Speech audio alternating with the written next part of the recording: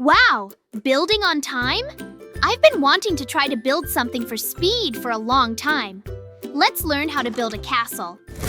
Round 1. I am building a castle tower out of dirt. Dirt is a funny block for a castle, but it can still work for a simple fantasy tower because it has a natural rough texture and it makes the build look like an old hill fort or a tower made from packed earth. I start with a tall square shape, then I remove the corner blocks so the tower looks more rounded. That is a good building trick. In Minecraft, full circles are hard, so cutting corners helps a square feel closer to a cylinder.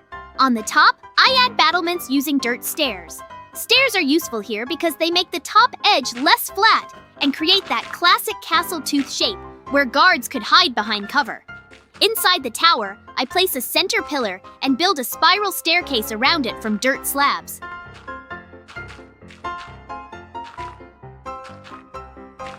A center pillar helps the tower feel stronger because the stairs seem supported instead of floating on the wall. Slabs are better than full blocks for a spiral stair because they make the climb smoother and leave more headroom inside a small round space.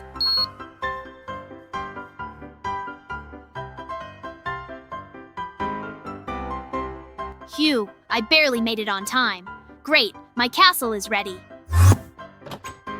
What? Hello? Hey, Banana Kid, look! I built it in just 1 minute. Do you like? Yay! Really? I am very glad that you like my makeshift construction. Maybe then you can try to build a castle yourself in just 10 minutes? Ta-da! They ran to the place. This is where your building will be. Are you ready? Yay! Then go ahead. Round 2. I can see Banana Kid starting with a very wide tower made from gold blocks, and I have to say, this is one of the boldest castle ideas I have seen. Gold is not the best real-world building material because it is soft, heavy, and expensive. So a real engineer would probably panic right now.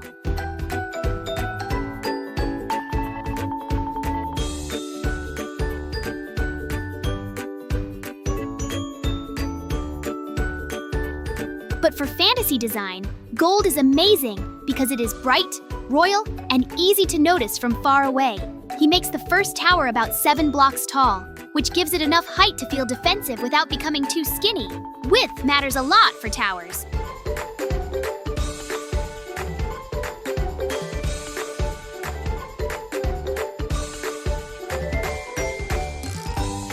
A wide tower looks more stable, and stability is important when the walls will later connect into a larger castle.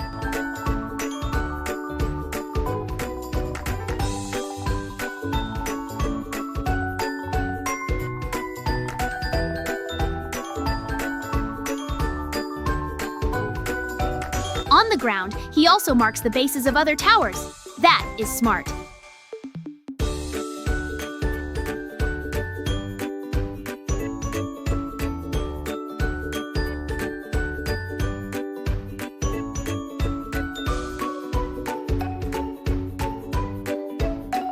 Starting with several footprints helps control the whole fortress plan before the walls lock everything together. Even if the material is wild, the layout idea is actually solid and pretty organized.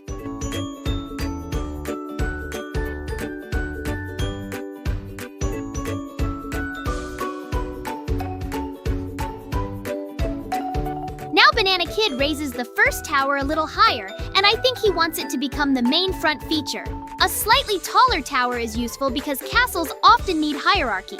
If every tower is exactly the same, the silhouette gets boring fast. One tower can act like a visual leader and make the whole place easier to read from a distance.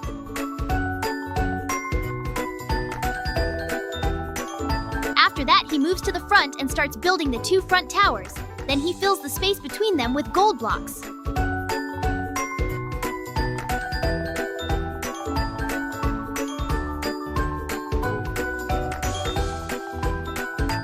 Banana Kid has only 7 minutes left. He needs to hurry up.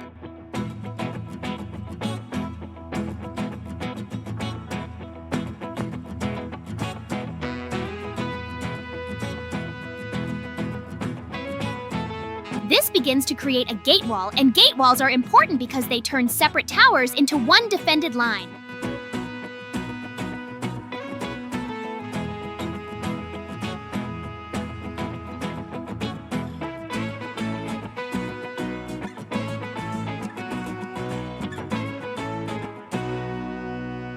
Connecting towers with a straight wall also helps with visual physics. A tower by itself is just a tall chunk, but two towers linked by a wall look like a system.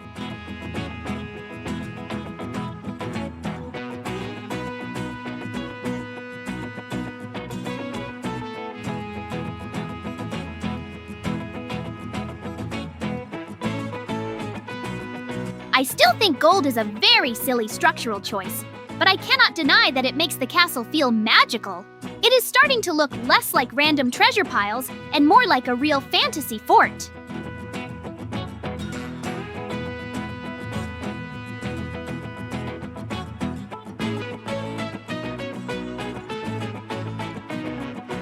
Banana Kid keeps going and increases the height of the two towers behind the front line. Again, he uses gold blocks, and then he connects the back towers to the front towers with more gold.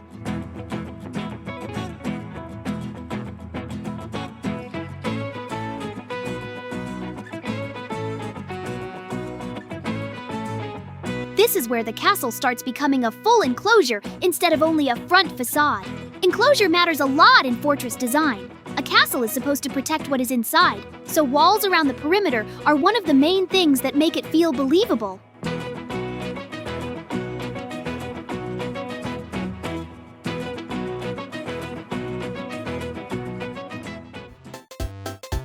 Half the time, is he sure he'll make it?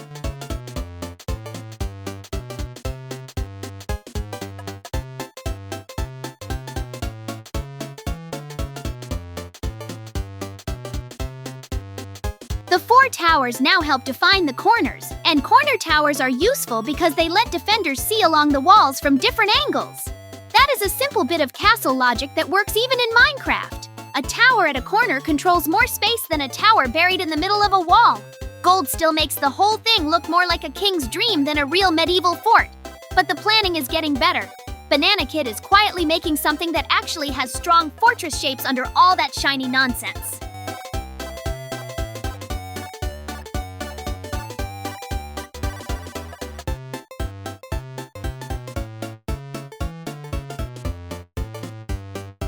Then he goes back to the front left tower and finishes it with more gold blocks. On top, he builds a roof from yellow concrete, and it looks like a giant gnome hat.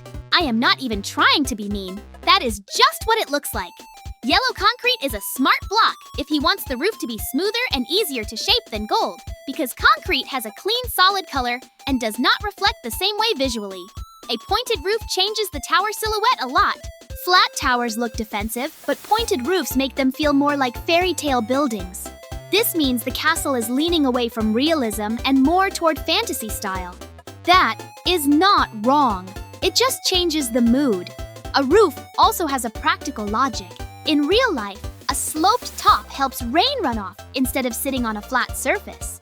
So even though this golden gnome hat is funny, the pointed shape actually makes more sense than leaving the top as a plain flat disc with no shelter.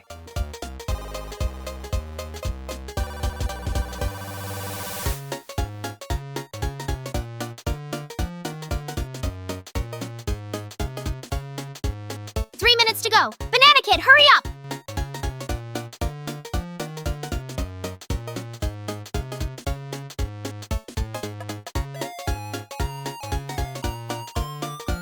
On the right side, Banana Kid finishes the second front tower using the same idea, so now both front towers match.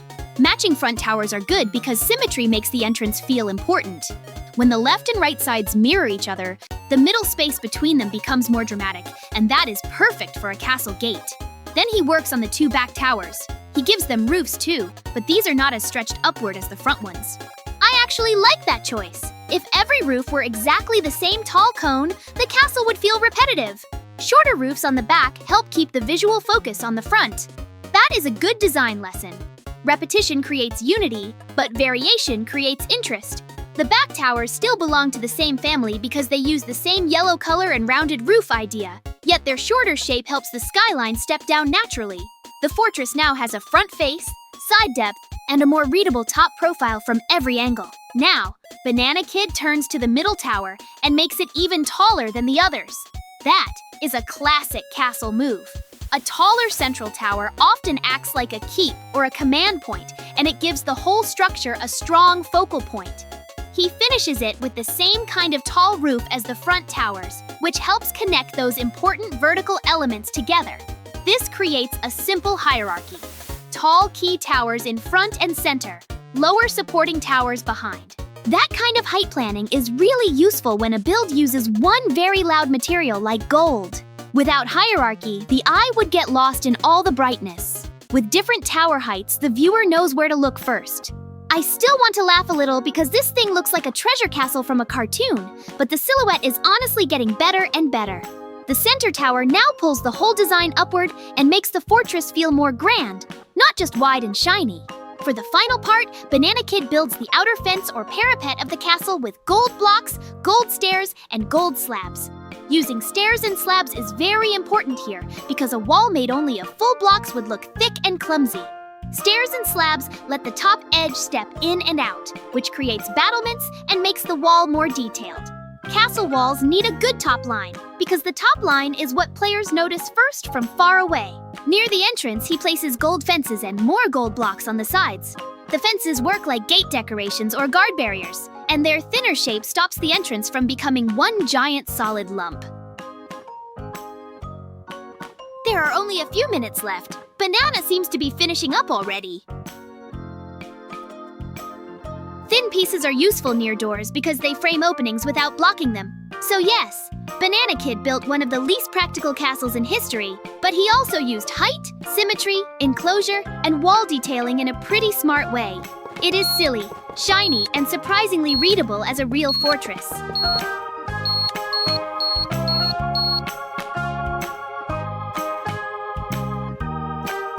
Ta-da! Yay! Where did everyone run off to? Hey guys, what's that noise you're making? Banana Kid and I are building a castle on time, JJ. Who did it better? Oh, both of your buildings look great, but I think it's up to the audience to decide who did the best. Yes, JJ, you're right. Maybe then you have comments on the construction of Banana Kid? Yes, there are a couple of comments. Your castle looks quite expensive, but because it's made of gold, it's very fragile. I'm not sure if it will last long. I totally agree with you, JJ. Maybe then you can build your castle in 15 minutes? Okay, then let's run to the place. JJ, good luck to you. We'll wait in the house. But? Thanks, guys. Then I'm starting. Round 3. I begin by designing a detailed castle tower from diamond blocks and related diamond-themed pieces. Diamond is not a realistic medieval building material, but it is perfect for a fantasy castle because it communicates value, rarity, and magical prestige immediately. My goal is not historical realism. My goal is to build a fortress that feels powerful and polished. I start with the main tower body and diamond blocks, so the structure has a bright and consistent mass. Then, I soften the shape with diamond stairs, diamond slabs, and diamond fences. This is an important design technique. Large flat walls can feel too rigid, especially in bright materials. Stairs and slabs break the surfaces into layers, while fences make the edges thinner and more elegant. Together, these blocks help transform a simple tower into an architectural piece with depth. I keep the footprint controlled so the tower feels strong, and I pay attention to vertical proportion because a castle tower must look tall enough to watch over walls, but wide enough to carry that height safely. As I continue refining the tower, I focus on smoothing the silhouette. In Minecraft, one of the biggest challenges with towers is that blocks naturally create harsh, square outlines. To reduce that effect, I use stairs and slabs at upper edges and around transitions. These shapes let me suggest a more rounded or stepped profile without losing the tower's strength. Diamond fences are especially helpful because thin elements at the top can act like decorative rails or lighter defensive trim. This creates a nice contrast with the solid lower mass. Structurally, a tower should feel heavier at the bottom and slightly more open at the top, because that matches how weight and defense are usually read by the eye. Even in a fantasy build, visual physics matters. If every section is equally thick and equally plain, the tower becomes dull. By varying depth and thickness, I make the form more believable and more interesting. The result is a tower that feels both fortified and precious, like the castle of a rich and powerful kingdom. Once the first tower is complete, I use commands to copy it. This is a very efficient approach when building a fortress, because strong castles often rely on repeated corner towers that share the same language. Repetition creates unity. If one tower had a totally different style from the others, the castle would feel disorganized. By duplicating the same detailed tower, I preserve all the proportions and surface features exactly. This also saves time, which allows me to spend more effort on the overall plan of the fortress. Copying is not a shortcut around design. The design work already happened in the first tower. Now I am applying that design consistently. I place the copied towers with enough distance between them to define a broad fortified space. Spacing is very important. Towers should not sit so close that the walls between them feel unnecessary, and they should not sit so far apart that the fortress loses coherence. Good castle planning depends on that balance between corner strength and wall span. I begin building part of the curtain wall and then place the copied towers 3 times so the overall shape starts looking like a true fortress. The towers now establish the corners and key defensive points of the castle. Corner towers are useful because they improve visibility along multiple wall directions, and visually, they frame the whole structure. Between them, I define the wall lines. This is a major planning step because the walls are what turn isolated towers into a complete defended space. I make sure the wall heights relate well to the tower heights. If the walls are too tall, the towers lose their importance. If the walls are too low, the fortress feels weak. By keeping the towers higher, I maintain hierarchy. In architecture and design, hierarchy tells the viewer which elements are most important. The towers should always dominate the skyline. The walls should support them. With repeated diamond towers and connecting defensive lines, the build now starts to read as a single castle rather than a group of fancy blue monuments placed on the ground. Now, I fill the spaces between the towers using diamond blocks to create full walls. I close the gaps on the right, left, back, and front, but I leave one clear opening for the main entrance. This is a simple but crucial castle principle. A fortress needs enclosure for defense, yet it also needs a controlled access point. One defined entrance makes the castle easier to understand and more believable as a defended structure. I keep the wall faces mostly solid because defensive walls should feel thick and reliable.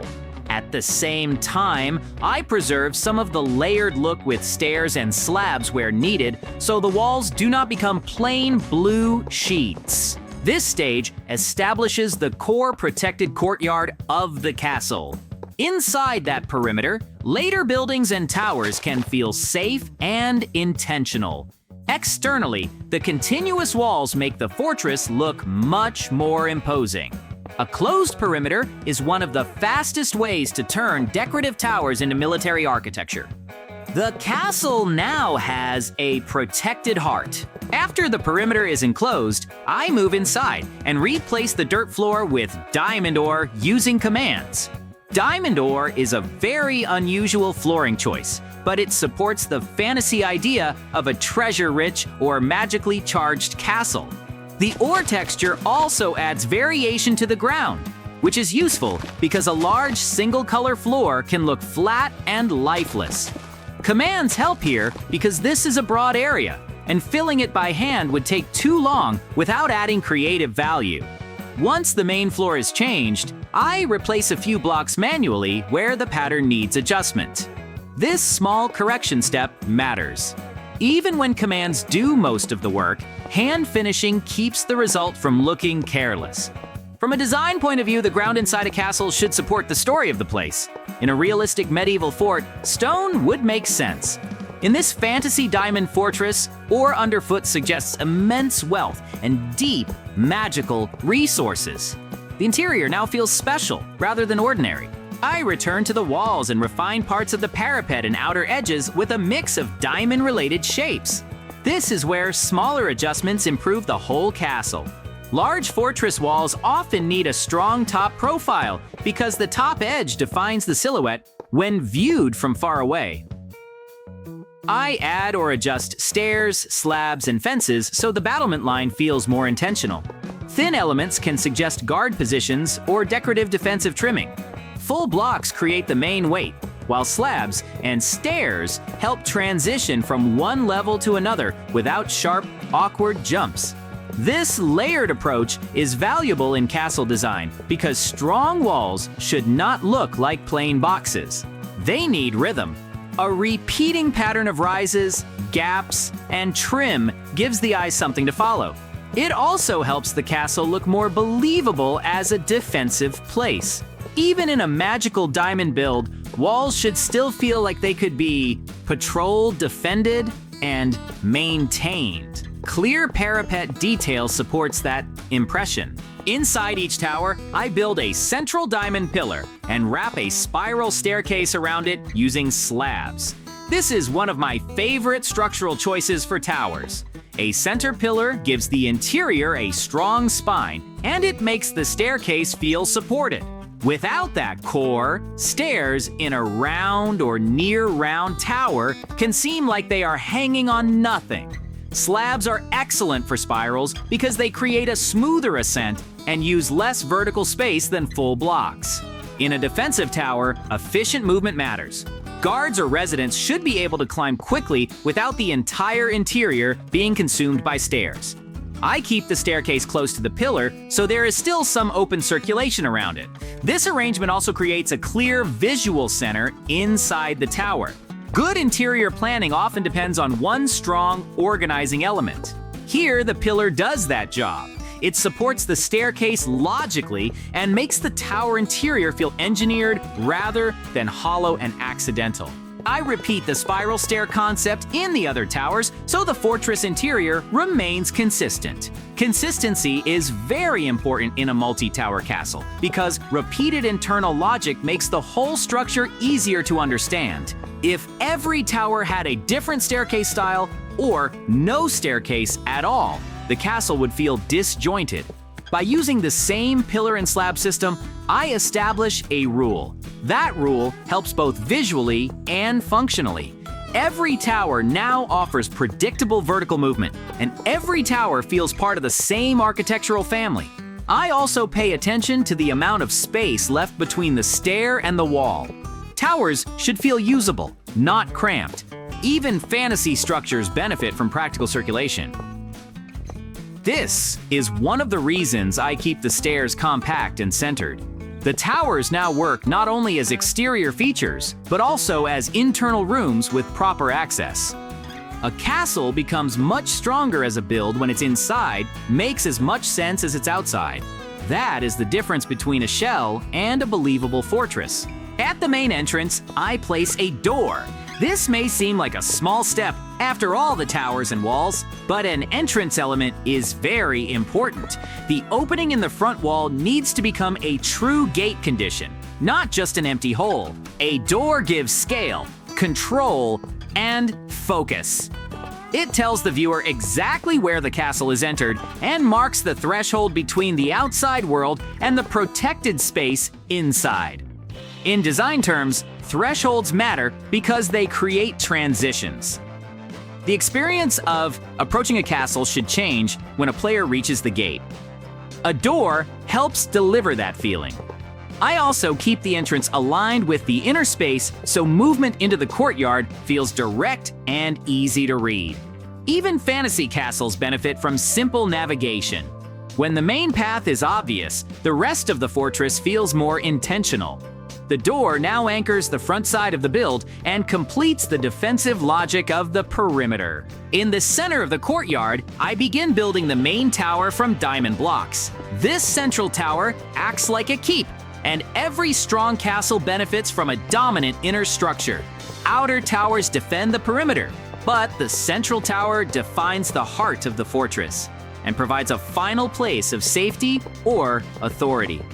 I make it rise clearly above the surrounding walls, so it becomes the tallest and most important mass.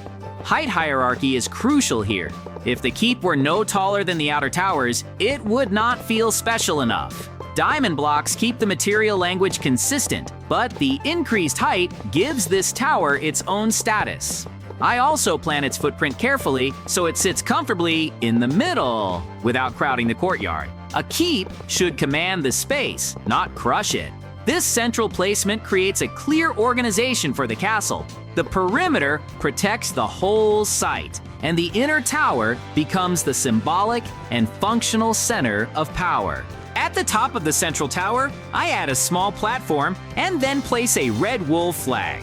The platform is intentionally modest because the keep should end in a strong, readable top rather than a giant cluttered roof. A compact upper platform works well as an observation point and gives the flag a proper place to stand. The red wool flag is important because castles often need one symbolic element that communicates identity. Red is a powerful choice. It contrasts clearly with the blue diamond structure and becomes a strong focal point from far away. In visual design, flags are excellent because they add story with very few blocks. The castle no longer feels like just a rich building, it now feels like a kingdom stronghold. The top platform also helps the silhouette. A tower without a finishing gesture can look cut off, but a platform and flag complete the vertical composition. The keep now has a crown, and that crown tells viewers where the center of power truly is. Truly. To finish the castle, I place doors at the bottom of each outer tower as well. This is a strong final detail because it turns every tower into an accessible part of the fortress rather than a sealed decorative shell.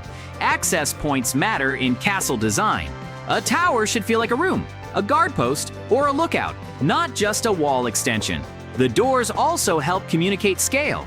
When players see standard doors in the towers, they understand how large the surrounding walls really are. I check the overall composition one last time.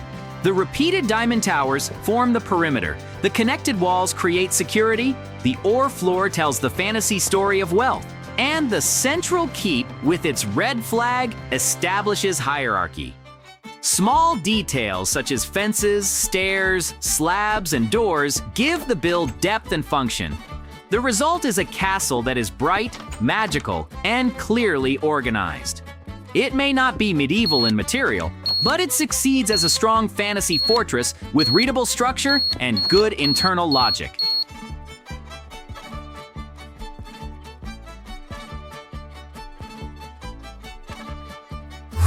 Great, my castle is ready. It's time for me to show it to the guys. Wow, JJ, you've got a very nice and big castle. I would really like to live like this.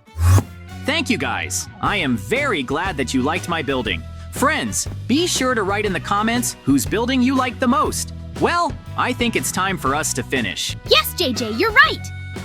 Subscribe and like. Bye-bye.